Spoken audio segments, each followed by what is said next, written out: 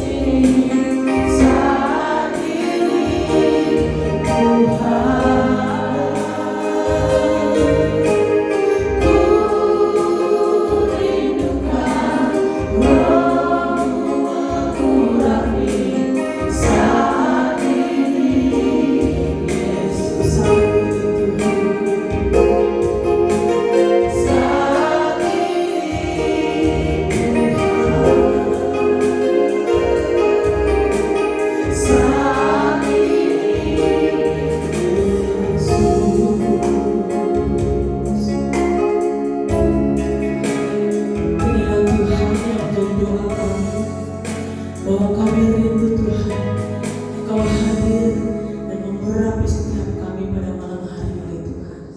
Setiap puji-pujian yang kami sudah bawa kepadamu, kami percaya Engkau berkenan dan Engkau disenangkan ya Tuhan.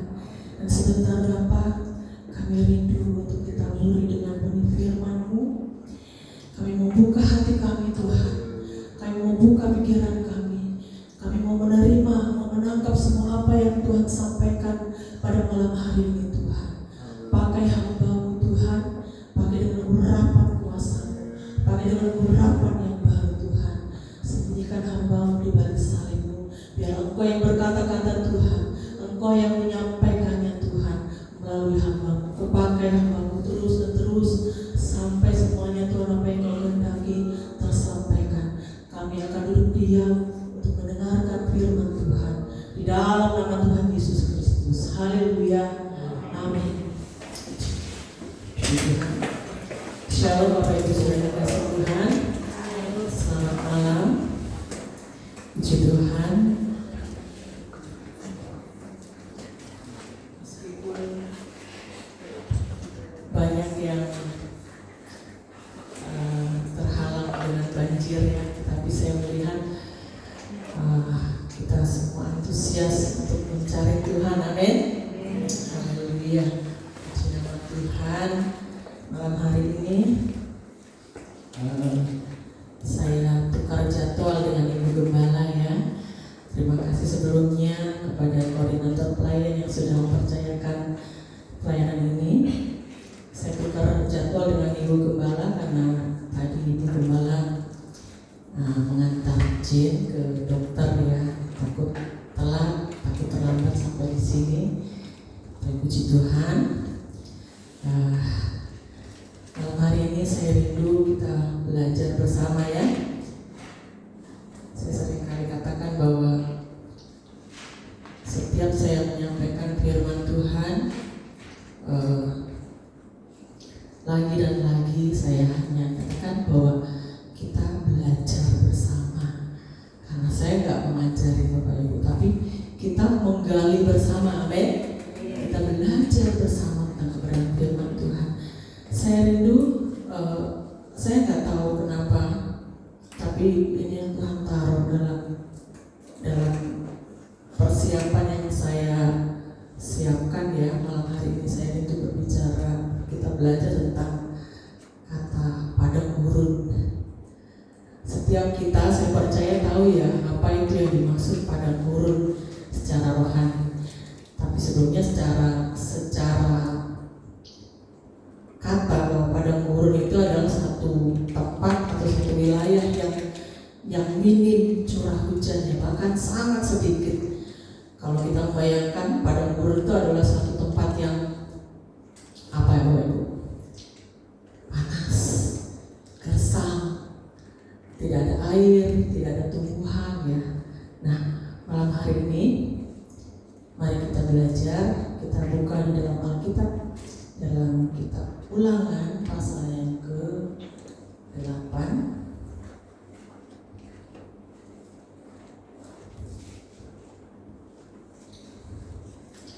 Kitab Ulangan pasalnya yang ke-8, ayatnya yang kedua. Kitab Ulangan pasalnya yang ke-8, ayatnya yang kedua.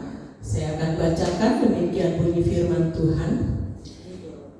Ingatlah kepada seluruh perjalanan yang kau lakukan atas kehendak Tuhan Allahmu di padang gurun selama 40 tahun ini, dengan maksud merendahkan hatimu dan mencobai engkau untuk mengetahui apa yang ada dalam hatimu, yakni apakah engkau berpegang pada perintahnya atau tidak. Bapak Ibu sudah dikasih Tuhan. Seringkali kita memandang bahwa padang gurun itu menurut pikiran kita ya, menurut perspektif kita, padang gurun itu adalah satu tempat yang tidak nyaman. Itu tempat ketidaknyamanan atau penderitaan ya tentunya, karena padang gurun itu nggak ada apa-apa. jauh kemana-mana, nggak ada signal ya kalau sekarang ya, nggak bisa main HP, tidak ada apa-apa, bahkan bisa dikatakan kematian harapan karena kita tidak bisa melihat apa-apa di sana. Itu secara pandangan kita ya. Tetapi kita malam hari mau belajar tentang padang gurun versi Tuhan. Kita mau belajar memandang padang gurun dengan cara pandangnya Tuhan.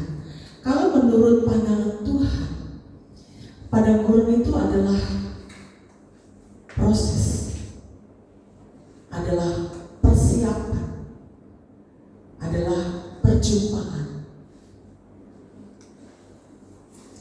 Kalau cara pandang kita salah tentang padang gurun ini, maka kita akan memberikan respon yang salah pula. Nah, bangsa Israel, mereka sebagian atau bahkan mungkin Alkitab katakan semua yang tertinggal hanya Yosua dan Kaleb ya. Mereka semua mati di padang gurun. Tetapi mereka mati bukan karena padang gurunnya, tetapi karena Alkitab mencatat karena kesalahan. Tetapi yang lebih lagi karena salah cara memandang rencana Tuhan, cara mengerti rencana Tuhan. Jadi mereka salah lihat, maka yang terjadi adalah salah meresponi juga. Amin. Kalau kita juga dalam hidup kita, misalnya kita punya masalah, kalau kita salah memandang masalah itu, maka kita akan melangkah dalam kesalahan juga. Tetapi ketika kita belajar untuk melihat dengan caranya Tuhan, maka kita akan dipimpinnya, kita akan ikut apa yang Tuhan kehendaki, maka kita akan sampai pada tujuan. Nah, tetapi karena salah cara memandang, maka kita akan salah pula dalam meresponi. Bangsa Israel salah melihat, akhirnya mereka salah meresponi. Lalu setelah salah respon, apa yang terjadi? Mereka gagal dalam masuk pada janji Tuhan. Biasanya apa yang terburuk menurut kita seringkali itu adalah sesuatu yang sebenarnya Tuhan pakai untuk membawa kita. Jadi yang perlu kita lakukan saat ini adalah bagaimana kita mengerti kehendak Tuhan. Tadi dikatakan bahwa tujuan dari padang gurun yang dialami oleh bangsa Israel itu yang pertama untuk mencobai mereka. Apakah mereka taat atau tidak? Ketika mereka taat, mungkin kalau mereka taat saja ya, nurut saja apa maunya Tuhan, dengan dituntun ayo berjalan aja gitu, mungkin nggak sampai 40 tahun.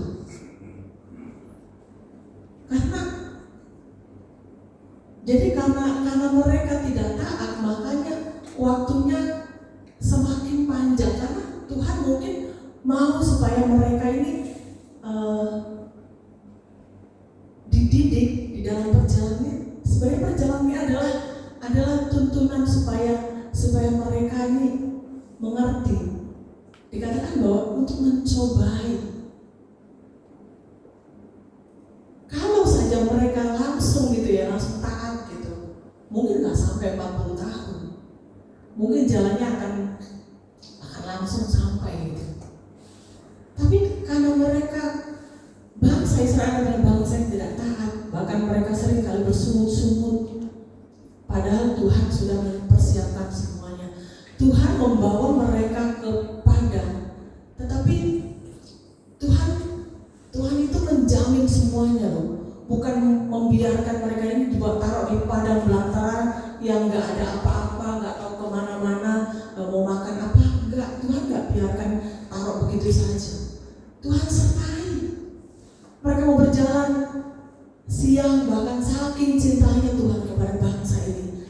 terjadi ketika mereka jalan siang hari Bapak Ibu? Tuhan berikan apa? Tiang awan. Supaya apa? Mereka nggak kepanasan, karena ini mungkin ya padang gurun itu tanpa apa-apa itu dari dalam tanah pun itu panas ya. Makanya Tuhan berikan apa? Tuhan berikan tiang awan supaya melindungi mereka, menghindarkan mereka dari terik yang dari atas, karena dari bawah pun sudah panas. Siang hari Tuhan berikan tiang awan, malam hari Tuhan berikan tiang api untuk menerangi jalan mereka. Lalu apa lagi? Mereka tidak makan seadanya di situ, tapi apa yang terjadi? Tuhan kirim roti dari surga. Tuhan gak biarkan mereka kelaparan. Tuhan buat mujizat. Bahkan ketika mereka berseru-seru kepada Musa, kami kekurangan air, kami gak minum. Tuhan buat mujizat di sana. Keluar air dari batu. Kadang-kadang kita sulit untuk mengerti bagaimana Tuhan itu mengasihi kita ini lebih dari segalanya. Bahkan Tuhan menuntun itu bukan hanya mau menuntun begitu saja, tetapi dalam perjalanannya itu Tuhan juga ajarkan hal-hal baru. Tuhan bimbing untuk kita terus belajar. Ayo, semakin lama semakin kita berjalan, semakin jauh kita berjalan, Tuhan buat kita semakin mengerti. Tuhan tuntun dari sini, Tuhan kasih lihat ini loh, kasihku ini kepadamu ini loh. Aku kasih kamu tiang awan. Tapi apa yang terjadi? Bangsa Israel enggak serta-merta langsung mengerti, langsung paham. Oh iya ya, enggak, masih aja kedegilan mereka, masih komplain lah, bersungut-sungut lah, dan lain sebagainya. Mari Bapak Ibu Saudara dikasih Tuhan, seperti yang saya katakan tadi bahwa seringkali apa yang menurut kita hal buruk itu sebenarnya cara Tuhan. Setiap kita mungkin masing-masing pernah mengalami padang gurun ya. Padang gurun itu artinya maksudnya masalah pencobaan. Kemarin saya sempat dikasih cerita sama Ibu Edi tentang padang gurun yang dia alami. Ya, saya juga masing-masing kita pernah mengalami padang gurun. Nah, di situ kita belajar. Mari kita mau lihat apa sih padang gurun itu menurut Tuhan. Yang pertama, padang gurun menurut Tuhan itu adalah tempat transit.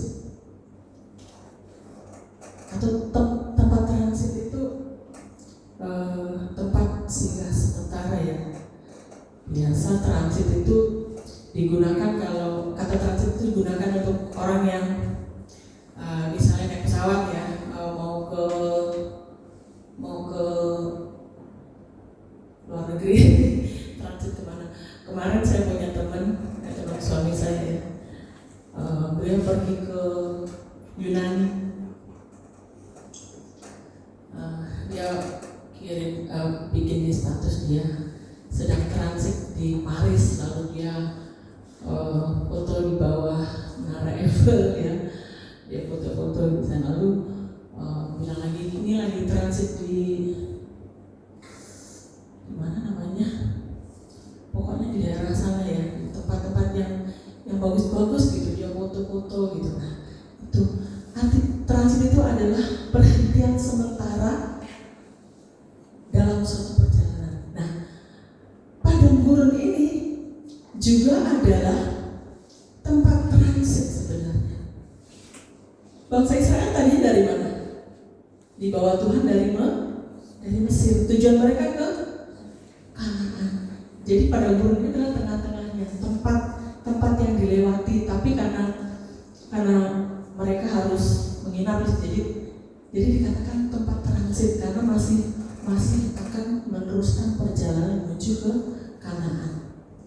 Tuhan tidak pernah merancang padang gurun itu sebagai tujuan akhir. Jadi hanya tempat transit. Itu hanya tempat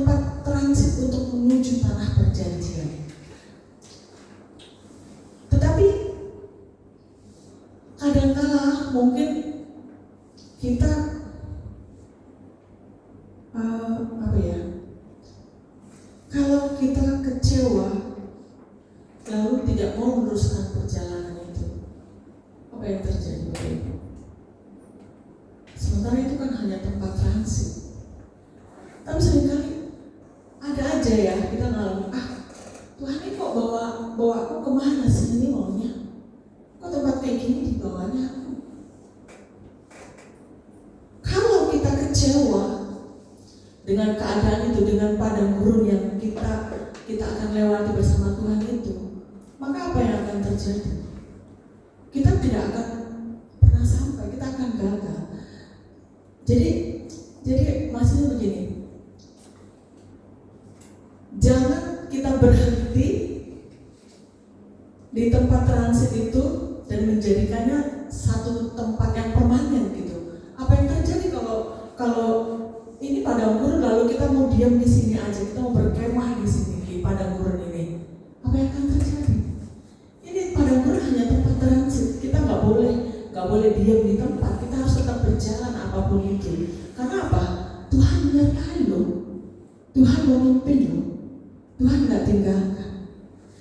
Lalu yang kedua, padang gurun adalah sekolah kebergantungan ya. Bagaimana kita nggak bergantung sama Tuhan?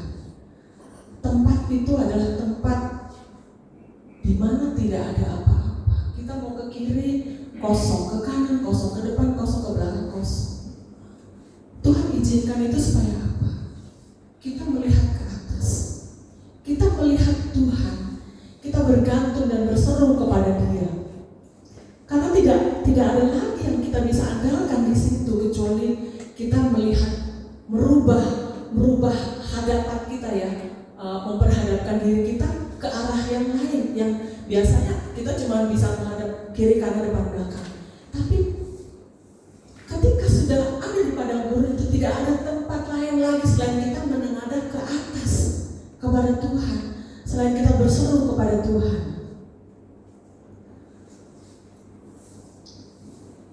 Bangsa Israel itu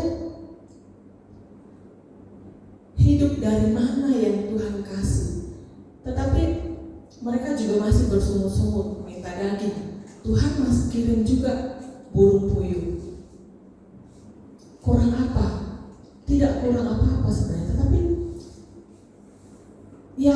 yang Tuhan mau dari semuanya itu adalah mereka melihat Tuhan, mereka bergantung penuh kepada Tuhan, mengandalkan Tuhan. Karena memang di padang gurun mereka tidak bisa berbuat apa-apa tanpa Tuhan. Coba kalau Tuhan biarkan, mereka akan mati. Mereka akan nggak makan kalau Tuhan biarkan. Coba makan apa? Di padang tandus gitu, air pun tidak ada. Kalau kita lihat ya, kalau kita membuka di Google itu, padang gurun itu kalau kita lihat seperti pasir ya, tanahnya itu seperti pasir. Mungkin kalau kita injak gitu, yang keluar bubus gitu. Tempat seperti itu, apa yang kita bisa lakukan? Nggak ada.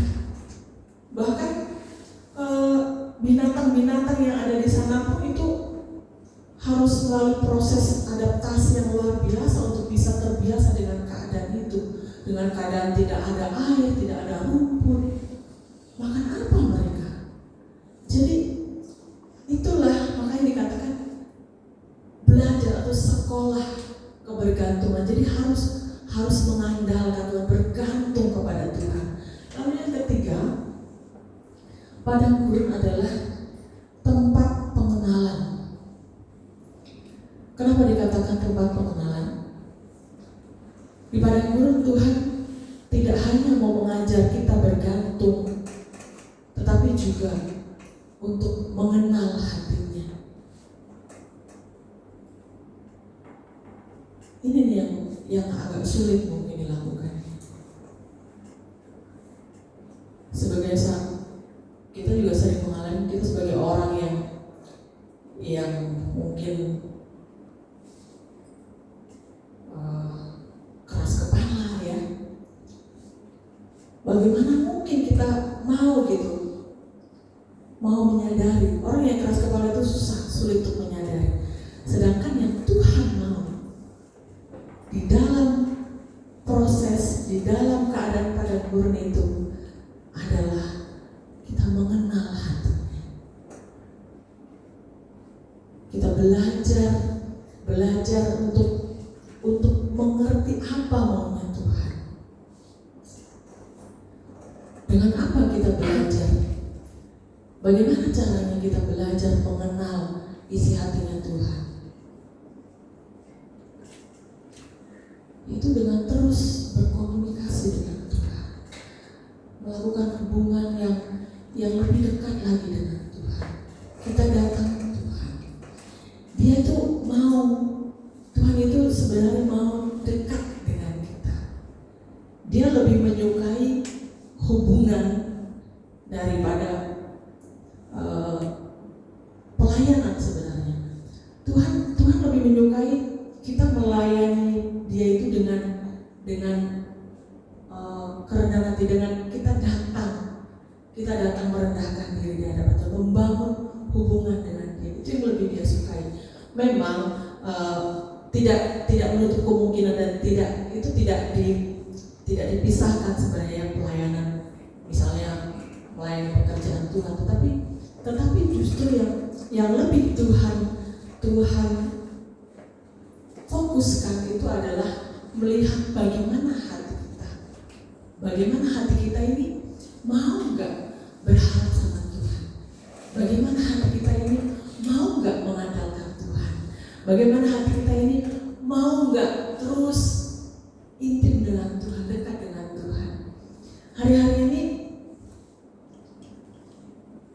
saya juga sedang belajar, Bapak Ibu Saudara kasih Tuhan.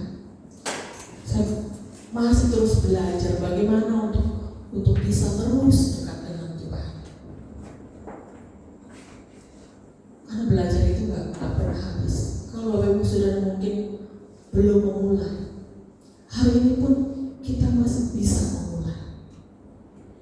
Di padang gurun itu Tuhan memperkenalkan dirinya. Tuhan mengenal, ini lo aku, anakku. Ini lo kasihku. Ini lo, Tuhan mau kita melihat Dia. Tuhan mau kita melihat, ini lo aku sudah melakukan ini. Apakah kalian belum bisa melihat aku? Itu Tuhan memperkenalkan dirinya. Mari lihat aku, ayo ikut aku, mari ikut ini lo. Kita berjalan, kita memandangnya begini. Nah, kalau kita mau pakai cara kita sendiri, kita akan bisa gila kita, nggak ngerti kita. Tapi kalau kita belajar nurut sama Tuhan, belajar, Tuhan mau langsung mengajar kita hati ke hati.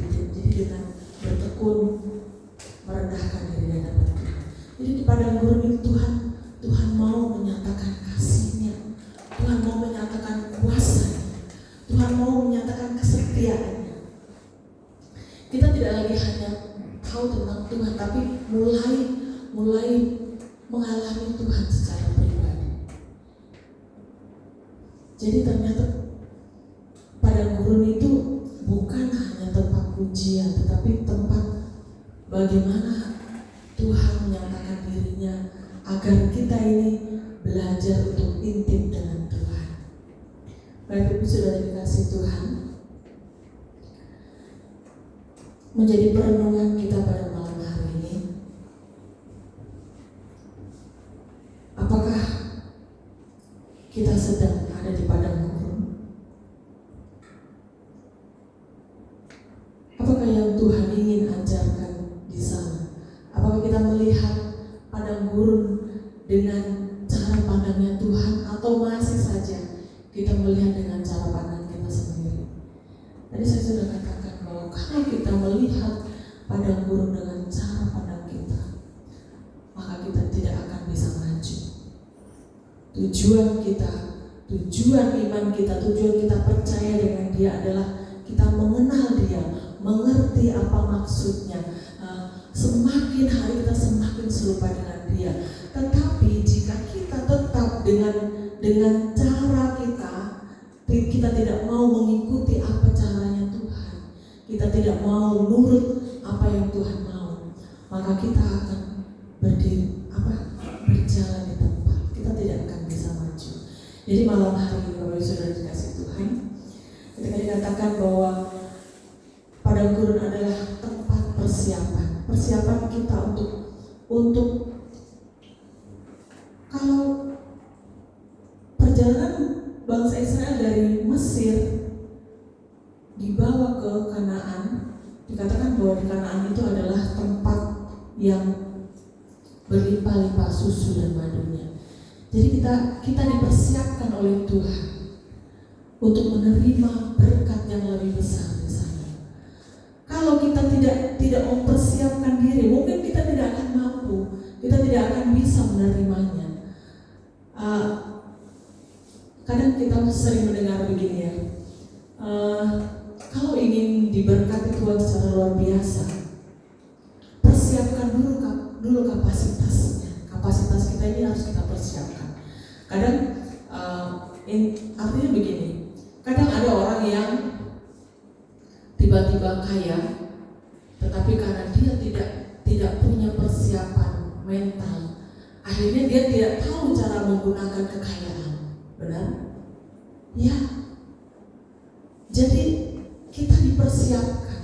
Tuhan mendidik kita untuk mengerti, untuk tahu, untuk bersiap, untuk mempersiapkan kapasitas agar ketika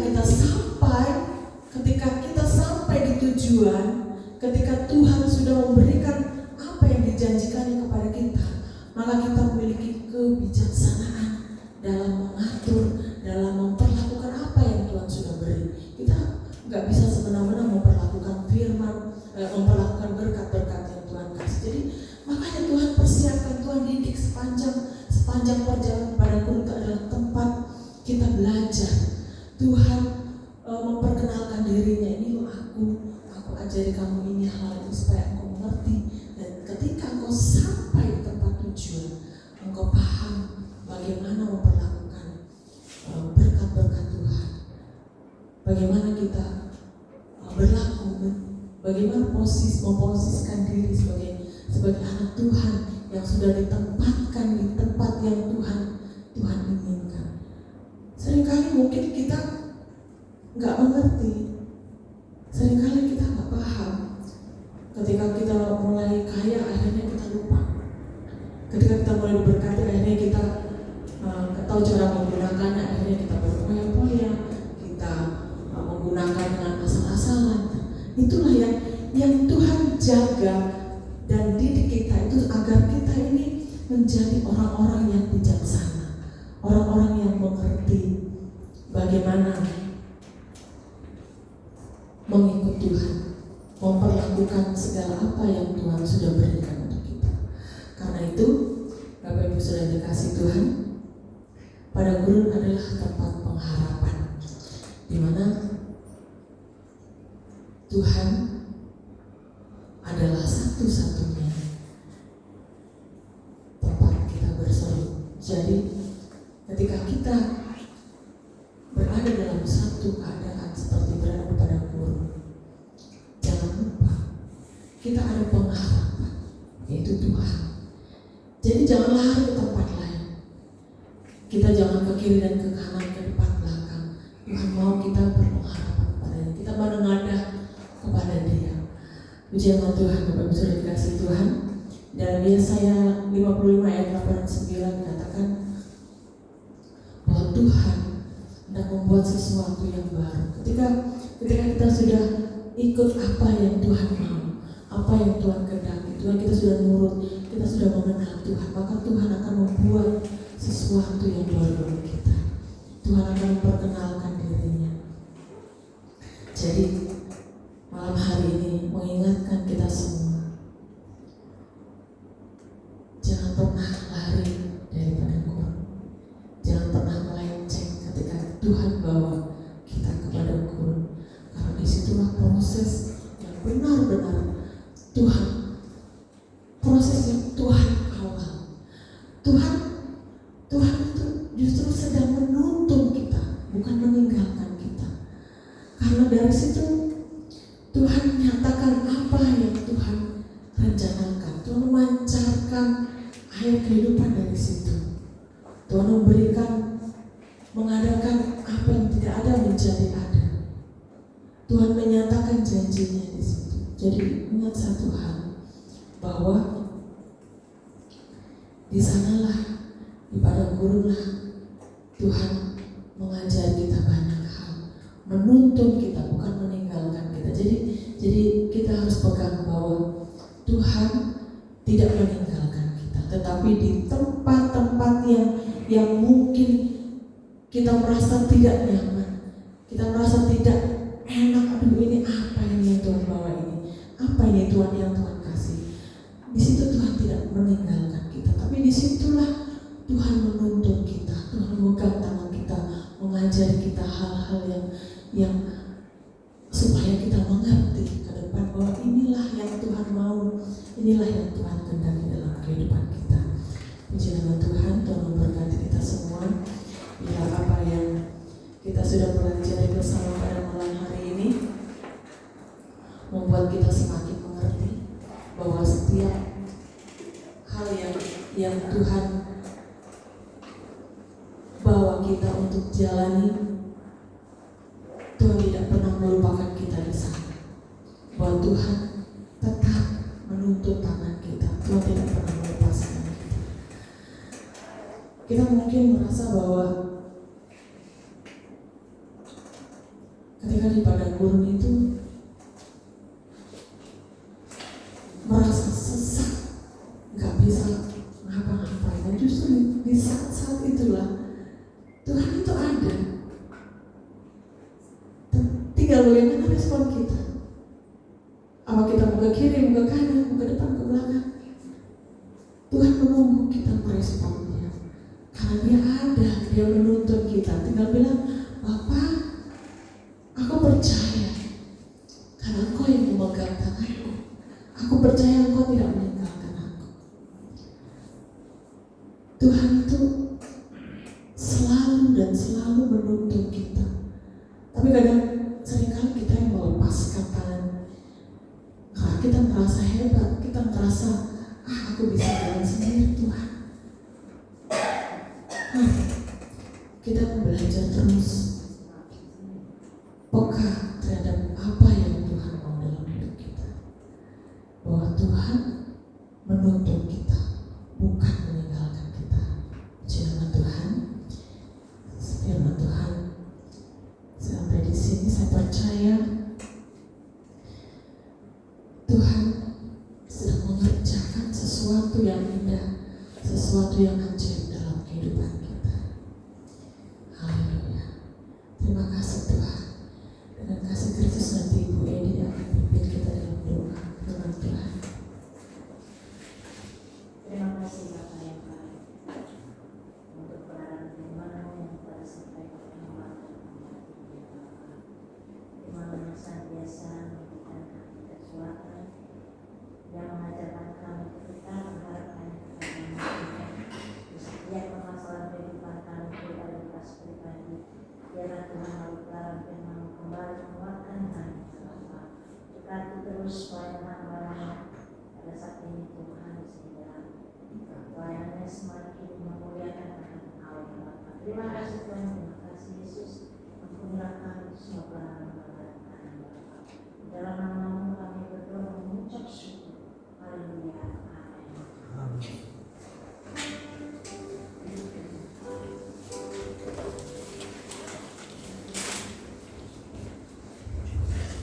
Terima kasih kepada Ibu Pendeta Muda yang sudah menyampaikan firman, mengingatkan kita untuk kembali setia dan beriman selalu kepada Tuhan.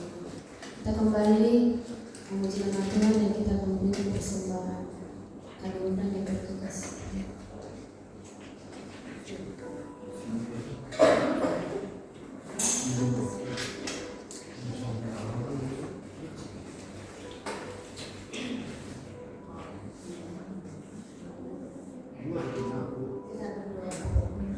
Terima kasih Tuhan, kami kembali mengucap syukur kepada-Mu.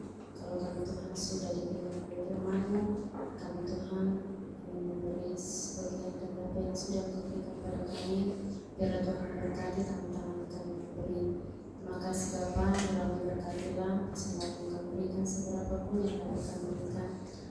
dipakai di dalam kerajaan. Kami mengucap syukur atas segala kebaikan di dalam nama Yesus. Terpujilah nama-Mu, haleluya. Amin.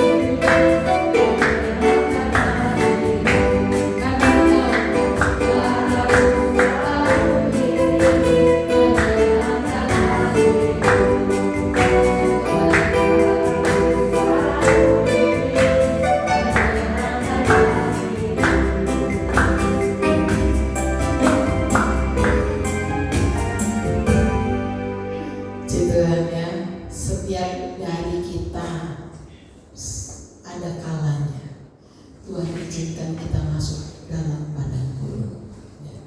Dan menurut saya padang gurun itu adalah sebuah proses untuk mendewasakan iman saya dan iman kita semua. Ya, semakin kuat, semakin dewasa iman pada waktu kita di padang gurun. Ingat, waktu kita menikmati berkat di tanah Kanaan, tidak boleh lupakan Tuhan, ya, karena berkat yang Tuhan berikan kalau kita tidak dapat dipercaya itu dapat diambil kembali, ya. Jadi setiap kebenaran firman Tuhan yang kita dengar malam hari ini memberikan kita kekuatan dan semangat di dalam Tuhan. Amin. Haleluya. Besok ada doa malam. Saya ingin supaya kita dapat boleh berdoa bersama-sama, karena saya yakin dan percaya ada kekuatan yang tidak pernah terbatas waktu kita datang berdoa kepada Tuhan. Saya sudah dibangkit berdiri, kami memuji kebesaran yang ajaib Tuhan.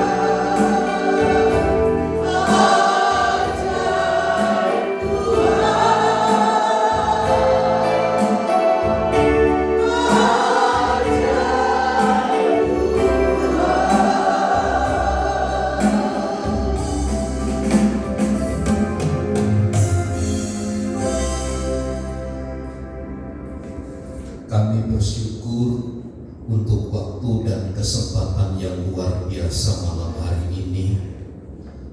Kami telah kembali ditaburi oleh firman Tuhan, dan kiranya setiap benih-benih firman Allah itu tumbuh dalam hidup kami untuk semakin mendewasakan kami di dalam Tuhan. Kami terlalu percaya situasi dan keadaan yang kami alami, kami akan selalu melihat tangan kekuasaan Tuhan yang menyertai. Karenanya bimbing kami di dalam terang kebenaran firman Tuhan.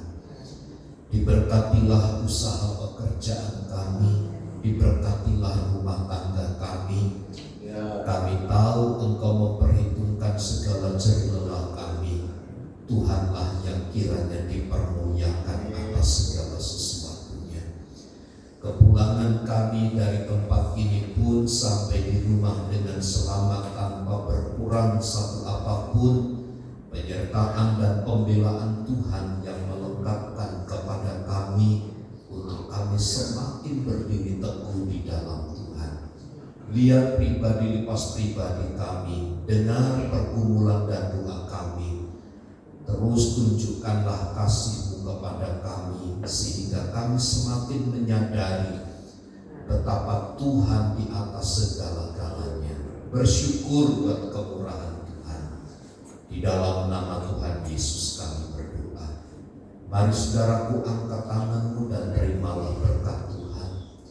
Tuhan memberkati dan melindungi engkau.